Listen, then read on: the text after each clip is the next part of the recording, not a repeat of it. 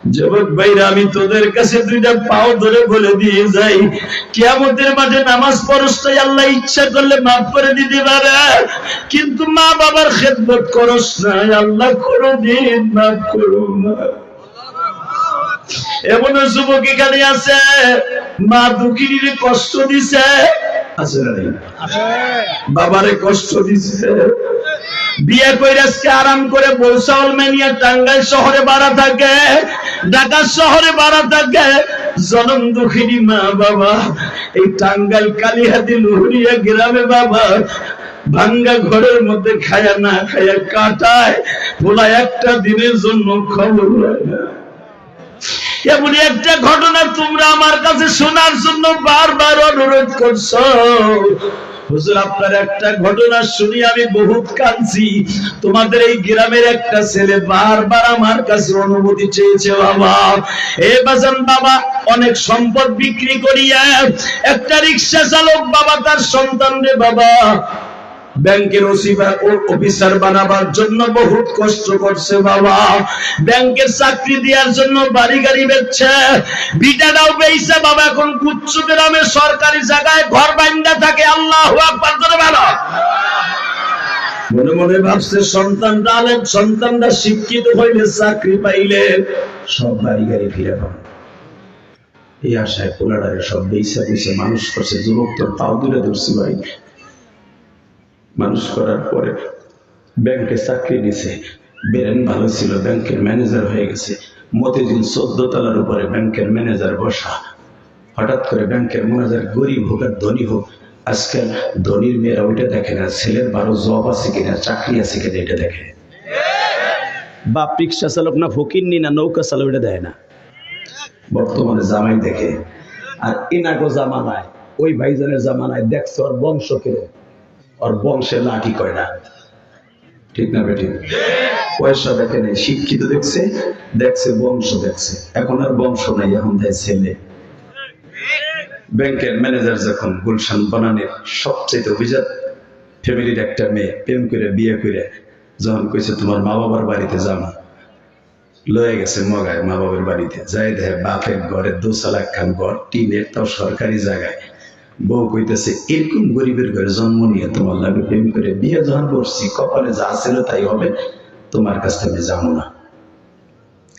বাপ জিজ্ঞেস করে, বাপ এই যে মেয়েটার সাথে নিয়ে এসে এটা কে? এখন কানবি। পোলায় বলে ফেলছে, আব্বা এটা তোমার পুত্রবধূ। চট করে পোলায় বলে ফেলছে তোমার পুত্রবধূ। বাপ বলে, আমি যদিও রিক্সা চালিয়ে তোর মানুষ করছি, ঘর বাড়ি বেচা তোর চাকরি দিছি ঘুষ দিয়া, এই কথা শোনার জন্য না যে তুই আমার সারা বিয়ে করবি আর তোর বউ আমি মেনে নিব। আমার সমাজে মুখ দেখাইতে হবে, আমার লুহুরিয়া গ্রামের ইজ্জত আছে, আমি একজন কলেজের টিচার ছিলাম, আমি মসজিদের ইমাম ছিলাম, আমি এলাকায় রিক্সা চালালাম, একটা দাম আছে যে আমার ছেলে একটা বিসিএস ক্যাডার। কথা বলো না কেন? অতএব তোর এই বউ মেনে নিব না। যুবক তাকায় দেখি মা বাপ মাইনা নিল না, বউ নিয়ে চলে আসলো। হঠাৎ করে গুলশান বনানীতে ভাড়া রেখে বউ নিয়ে আরামে এসে খাচ্ছে। কয়েক মাস যাইবার পরে মা দুঃখিনী তো, মার অন্তরে ধাউ ধাউ করে জ্বলে উঠছে। রিপনের আব্বা তোমার একটা কথা কই, কি রাগ করে না, পোলাপান যদি ভুল করে ওদেরকে মাফ করে দিও। তোমার ছেলে যে মানুষ হয়েছে এটাই তো বড়, আমরা বিয়ে করলে অনেক কিছু করো লাগতো না। যাও পুত্রবধূর এটা সালাম দিয়ে আসো, পোলাটা এটা দেখে আসো আমার পোলাটা কেমন আছে। বাজানরে আপনারা জানেন ওই পেপারে আমি গুনাহগারও দেখছিলাম, আপনারা অনেকে হয়তো চোখে পড়ছে কিনা জানি না। বর্তমানে আশ্চর্য ধরনের ঘটনাগুলো অনেক সময় ইউটিউবে বাবা, অনেক সময় ফেসবুকের ভিতরে পেপারে কাটিং এর মধ্যে পাইবেন, নিজের জীবনকে হেদায়েতের জন্য মালা বানায় নেবেন। যুবক, আমি যখন পেপারে কাটিং এইটা দেখতেছিলাম বিনোদনের মধ্যে, হঠাৎ করে এই ইতিহাসটা আমার চোখের সামনে পড়লো। আমি নিজে পড়ছি আর কাঁদছি। তুই আমার মুখে শুই না, এখন অজরে কাঁদবি। আমি জানি এখানে মা বাবার ভক্ত অনেক সন্তান আছে। যখনই বাবা আসছে 14 তলার নিচতলায় বাবা দাঁড়িয়ে আছে, ইন দি মিন টাইমে বাজানটি সিসি ক্যামেরা দিয়ে সারে দেখছে 14 তলার থেকে বাবা আসছে। দারোয়ান দিয়া বলতেছে ওই বুড়া যেন আমার উপরে আসতে না পারে। দারোয়ানের কাছ থেকে টেলিফোন দিয়ে যখন বলছি চাচা কই যাইবা, 14 তলায় যাব, যাওয়া যাবে না, স্যারের নিষেধ আছে। এই বেটা তুই জানো স্যারকে? এ স্যার আমার কলিজার টুকরা পোলা। এই বেটা তুই আমার যাইতে দিবি না মানে তুই আমার চিনোস? আমি গরিব হইতে পারি, পোলাটা আমার। চাচা তোমার পোলা হইতে পারে কিন্তু আমার বস, আমার জীবনের বিনিময়ে তোমার উপরে যদি দেওয়া যাবে না, আমার চাকরি নষ্ট হয়ে যাবে। আর তোর চাকরি নিকুচি করি বেটা, আমি উপরে যাবো, আমার পোলা তোর কিছু কইব না। একটু পরেই দেখে লিফটে নামতাছে একটা পিয়ন। যুবক এখন কানবি। পিয়নটাকে কয় আপনার নাম কি? অমুক। হ্যাঁ। ইখলাস সাহেব, এই যে আপনার আমার স্যারে আপনারে 300 টাকা দিছে, এই 300 টাকা দিয়ে ভাড়া দিয়ে চলে যেতে বলছে।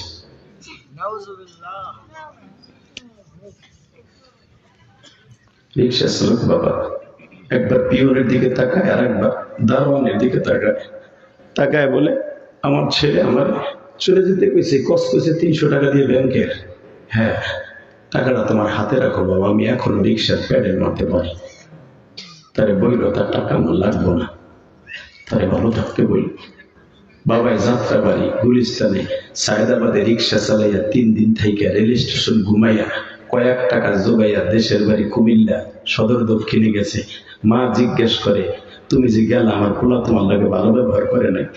বাবা এক চোখে পানি আর এক চোখে হাসি দিয়ে বলে তো ছেলে আমার খুব আদর করছে, দেখো যে মার্কেট ফার্কেট কিনে নিয়েছি, কত টাকা দিছি, এই যে টাকা দিছে। বাস্তব ঘটনা যখন দেখছে টাকাগুলো ঘাম লাগানো, ঠিক রিক্সা চালায় যেইভাবে কামাইয়া বাবাই টাকা দিত মার কাছে, ওই কোয়ালিটির টাকা। মা জিজ্ঞেস করে কি রে তোমার টাকা ঘাম লাগানো কা, ব্যাংকের টাকা না নতুন টাকা? বলে সব ব্যাংকে নতুন টাকা থাকে না, সব ব্যাংকে নতুন টাকা থাকে না। মার বুঝতে আর বাকি নাই, আমার ছেলে আমার স্বামীর সাথে ভালো ব্যবহার করে না। স্বামীর আস্তে করে বুকের মধ্যে নিয়ে কই সত্য কথা বলো তো, আমার ছেলে তোমার সাথে কি ব্যবহার করছে? বাপ বলে ব্যবহার সুন্দর করছে, দারোয়ান দিয়ে ধাক্কায় বাড়ি করে দিছে, পিয়ন দিয়ে 300 টাকা দিছে, লাভে আনি নাই। তুই ঠিকই বলছো, কষ্ট করে টাকা দিছে, লাভে আনি নাই। এটা আমার রিক্সা চালানোর টাকা। আমি 3 দিন তোর পোলার বাসায় থাকি নাই, আমি রেল স্টেশনে ঘুমাইছি। মা বাবার মাথাটা বুকের মধ্যে নিয়ে তোমার পাও দুইটা ধরছি, পোলার জন্য বর দোয়া করো না, আমার জন্য দোয়া করো, কারণ আমরা দুইজন যদি বর দোয়া করি আমার পোলাটা কই যাইব। আমার কলেজের টুকরা স্কুল কলেজের বাইরে এইবার আমার দিকে তাকাবি আর চোখের পানি ফেলায় কাঁদবি।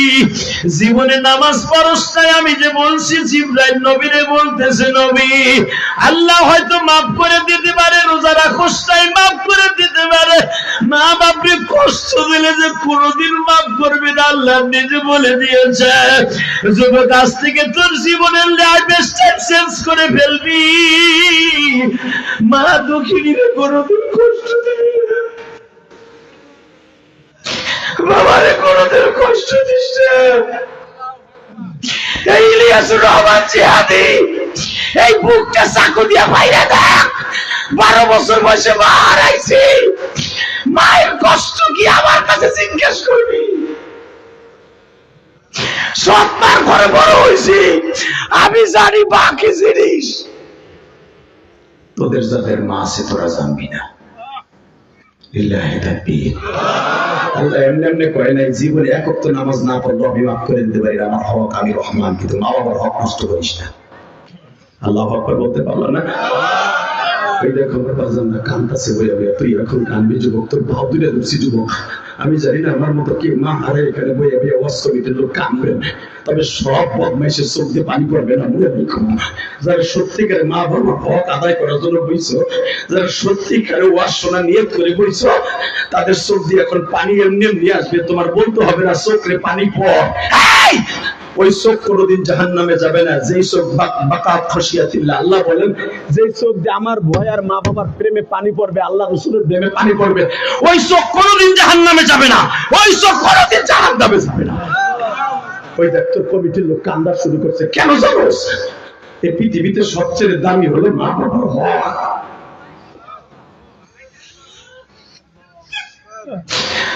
দেখো ওই যে চেয়ারে বই আমার বাজান কান্দা,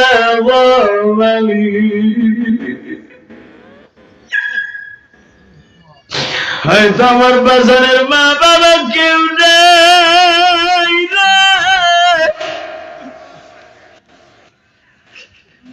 আল্লাহ আল্লাহ যারা কানবে এখন কিন্তু মাফ করে দিবে আল্লাহ। আল্লাহ আমার মা বোনরা যারা মহিলা প্যান্ডেলে কানতেছে তাদেরকে মাফ করে দিবে আল্লাহ।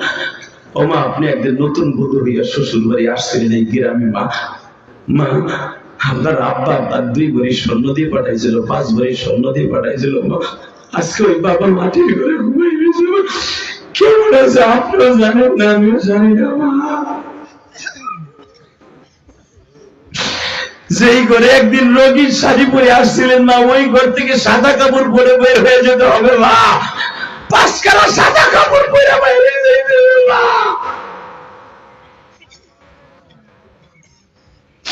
আল্লাহ দেখো কারা কাম দে। মায় কয় আমার ছেলের জন্য বর্দ করো না। 8 মাস পরে মায় কয় হয়তো তোমার লাগে দুর্ব্যবহার করছে, চলো আমরা 2 জনে একসাথে যাই। যুবক এখন কানবি। মা আর বাবা আসছে, 2 জনের সাথে ঠিক ওইরকম দুর্ব্যবহার করছে। 8 বছর হয়ে গেল, মা আসে, বাপ আসে, দুর্ব্যবহার করে তারাই দেয়। আল্লাহ রাসা কাম। 2 বছর পরে ব্যাংকার সাহেবের আল্লাহ 2টা ছেলে দিছে 4 বছরের ভিতরে। বড় ছেলের বয়স 8 বছর, ছোট ছেলের বয়স 6 বছর। হঠাৎ করে রমজান মাসের 1 তারিখ গুলশান সেন্ট্রাল মসজিদে নামাজ পড়তে গেছে। আল্লাহর ওলি ওয়াজ করে ফেলেছে জুমার দিনে, হুমা জান্নাতুকা ওয়া নারুকা। রোজার মাসে ওই যুবকের রোজা কবুল হবে না, ওই যুবকের নামাজ কবুল হবে না যার অ্যাকাউন্টে মা বাবার বরদোয়া আছে। আর বিশ্ব নবী বলছে 3টা তাকে 3বার পা দিছে। আমার নবী বলে ফেলেছে, প্রথম তাকে যখন পা দিছে নবী বলছে আমিন, দ্বিতীয় তাকে পা দিছে বলছে আমিন, তৃতীয় তাকে পা দিছে বলছে আমিন। বুখারীর হাদিস। জিবরাইল বলছে ইয়া রাসূলুল্লাহ জিজ্ঞেস করলেন না 3 তাকে 3বার আমিন বলতে বললাম কেন? বলো তো। প্রথম তাকে পাড়া দিছেন, আমি আমিন বলতে বলছি ওই সন্তান ধ্বংস হয়ে যাক যেই সন্তান তার মা বাবা বেঁচে থাকা অবস্থায় জান্নাত কিনে নিল না, ও ধ্বংস হয়ে যাবে। আপনি কোন আমিন। 2 নম্বরে আপনার নাম শোনার পরে যারা দুরূদ পড়ে নাই ও ধ্বংস হয়ে যাক, আপনি বলেন আমিন। 3 নম্বরে রোজার মাস পাইয়া তার গুনাহ মাফ করাইলো না, রোজা রাখলো না, সে ধ্বংস হয়ে যাক, আপনি বলেন আমিন। আবার নবী বলে সাহাবীরা রে জিবরাইল কি আজকে জুমার মসজিদে আমার এই 3টা অপশন দিয়েছে, তোমরা 3টার ভিতরে থাকবা না। এই হাদিস যখন পড়ছে ব্যাংকার তো শিক্ষিত মানুষ, অত শিক্ষিত মানুষ অত বুঝে লাইছে হাদিস, কষ্ট করে বুঝে লাইছে। হায় হায়, তাহলে এই 8 বছর আমি আমার মা বাপরে একবারও মা কইয়া ডাকি না, একবারও আমার আব্বারে একটা লুঙ্গিও দেই না। এত শীত যায়, এত মানুষের কম্বল দিয়ে আমার ব্যাংকের পক্ষ থেকে আমার বাপরে একটা শার্ট দেই না। আমার মতো হতভাগা কেউ নাই। বাড়িতে যে বাসায় যে গুলশান বড় লোকের বউরে কয়, মাইয়ারে কয় তোরে বিয়ে করে আমার মা বাবার সব শেষ করছি। বড় লোকের মেয়ে চাট করে লাভ দিয়ে তারা কয় এই হারামির ঘরে হারামির বাপ পা, তুই একটা হারাম খোর বেটা। আমি বড় লোকের মেয়ে হতে পারি, আমি বড় লোকের মেয়ে হতে পারি, আমারও মা বাবা আছে, তোরও মা বাবা আছে।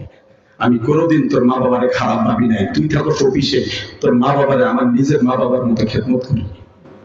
তুই তো জানিস না, তুই মা বাবার ডাক দাস, আমি এসে দেখি আর তোর 2টা পোলা আমি পাল্টাছি। ঠিক তুই যেরকম তোর মা বাবার সাথে করছো, তোর পোলা 2টা তোর সাথে গুণ বাড়াবো আমি। তুই চাইলে রাখবি যে দেখবি তোর পোলা তোর সাথে ব্যবহার করবে। চট করে বুঝে ফেললো তাহলে আমার বিবি আমার পোলাপন সবই আমার বিরোধী। আমি আমার মা বাপটা আমার বন্ধু অনেক। যদি জান্নাত পাইতে হয় যুবক এখন চিল্লাবি আর কানবি, দেখ সবাই কান্দে।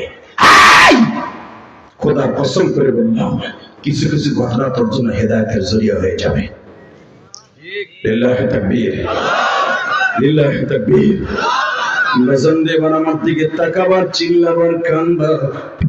এই ব্যাংকার সাহেব রমজানের 8 তারিখে ব্যাংকের থেকে ছুটি লয়ে বাবা মা বাবার জন্য শীতের পোশাক কিনিয়া, এ কলিজার যুবক রে,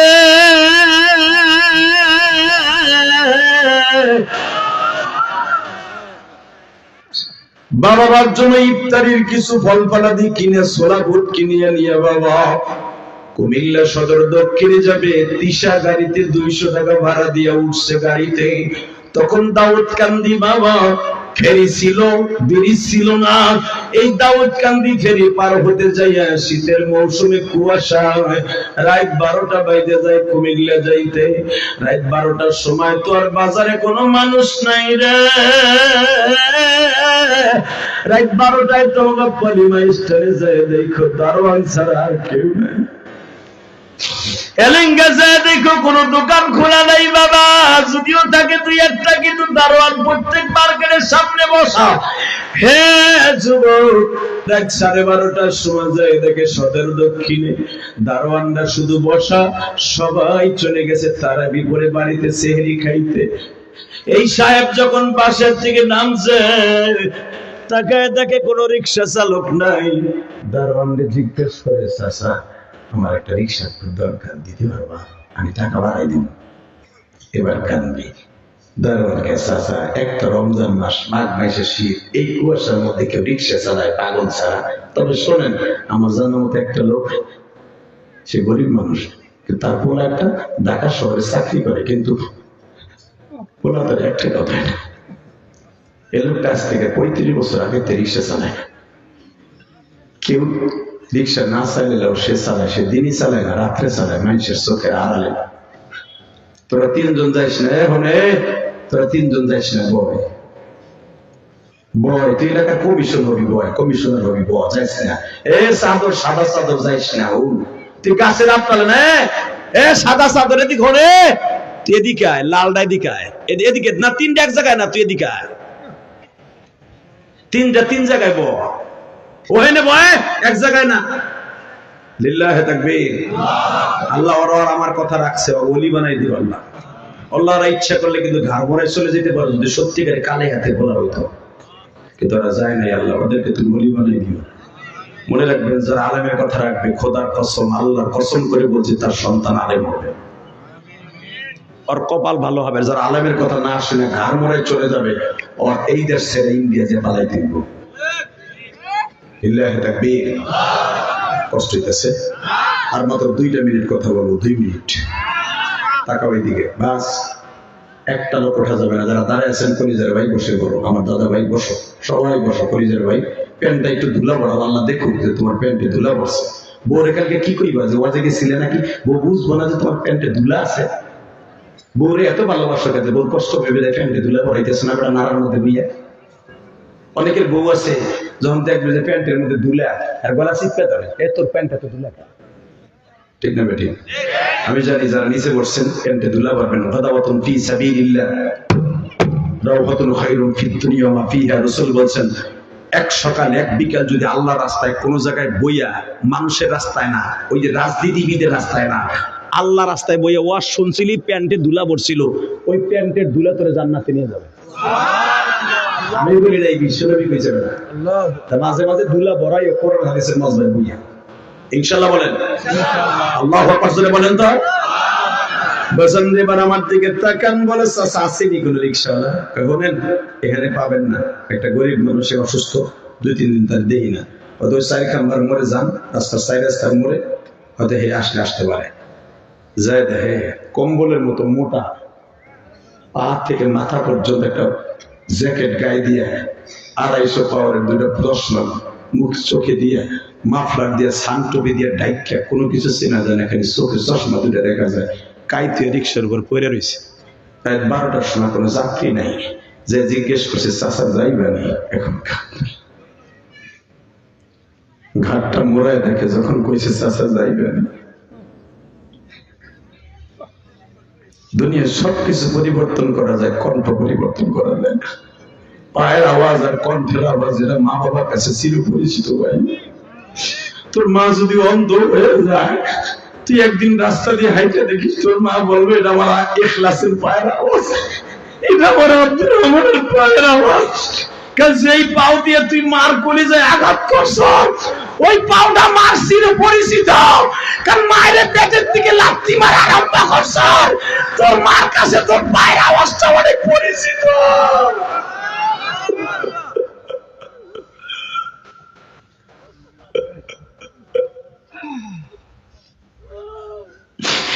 অন্ধ মায়ের জিজ্ঞেস করবা, মা আমি তো হাইটা যাইতেছি, তুমি অন্ধ কেমনে ঠিক পাই না? মা বলবে, বাবা আব্দুল্লাহ রে, বাথরুমে বইয়া সেই লাথি দিছর কলিজায় লাগছে, ওই লাথি দিয়ে বুঝে ফেলছি এই পাউডার তোর রে বাবা।